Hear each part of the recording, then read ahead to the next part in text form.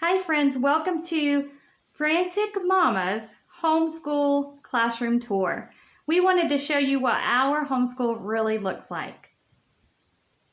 We keep our globe and our math manipulatives up here. And then this is one of our favorites. We love maps in our class. So we have the world map. And if you get closer, we have little pins in all the countries that either our Flat Stanley has traveled to or countries that we have learned about in history. So we have red ones and white ones. We have, I like to put our projects around our classroom. So the geodes are from our rock study last year. We have our little, it's kind of our comfy area. I guess that's what we call it, where if you just want to write or you want to read, or maybe that's where I'm doing our read aloud. We keep our bird books over here so that we can identify birds that might come out the window. This is our bulletin board. My younger sister actually does art with our boys. She has just had a baby recently, so she is not with us right now, but when she gets back, we put all of our artwork that she teaches us about on display up here. This is our U.S. map. We love it. When we did the westward expansion last year and we studied the Oregon County, Oregon Trail, we did Santa Fe Trail, the Louisiana Land Purchase, Mexican-American War. We did all of that part of history. We actually outlined it as we did it, and we mapped so that we could see the expansion actually take place. That was just a great way for the boys to see a visual of what we were talking about, because we watched lots of videos, documentaries, but we wanted to be able to put our hands on it. So everywhere that we mapped out, we also labeled so that we could just trace it with our fingers if we wanted to. This is what we use instead of your typical desk, because we are not trying to recreate school at home. We are actually learning from home. So we want a learning environment, not a school environment.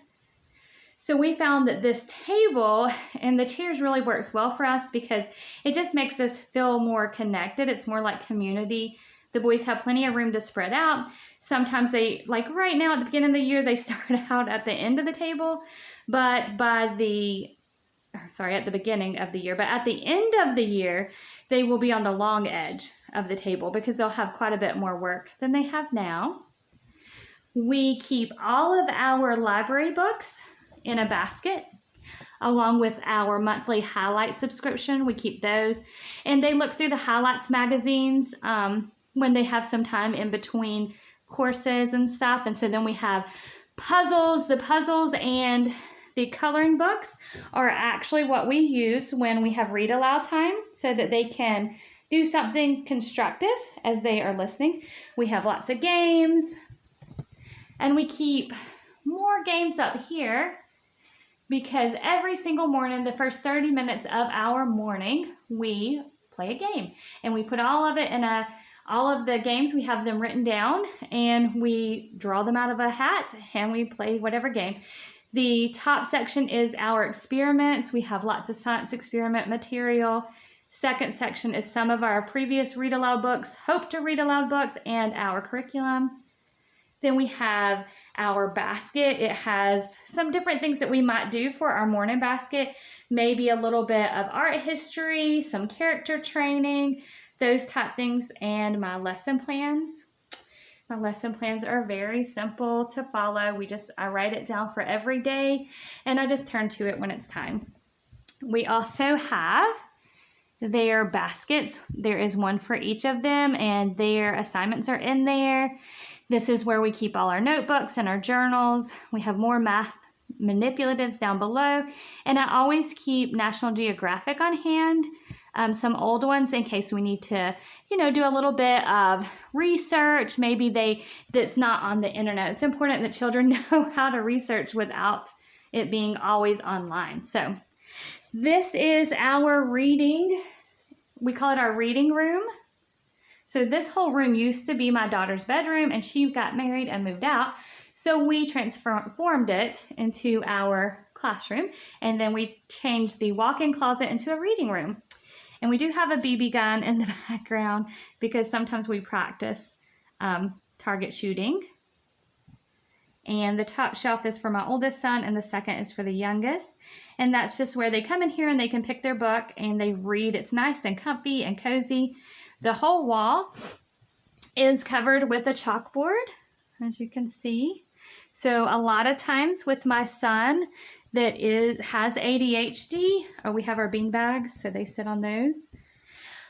He likes to come and do his math work. Instead of having math worksheets, I copy all the worksheet work onto the board, and he does it, and then I take pictures of it. And we do have a pole. I left it because they are boys, and sometimes they have extra energy that they need to get out. So they come in here, literally hang out. We keep all our extra supplies up there. It's not nice and neat and organized, but it is there. We have our reading bench, and then we always have our essential oils going also. And we have a bag of Legos because that's great whenever we are doing read alouds or something that requires them to really concentrate. On this board, as we go through the year, we will end up filling it up with projects and different drawings and different writing assignments that they've had. We will put it on there. So that is our homeschool tour.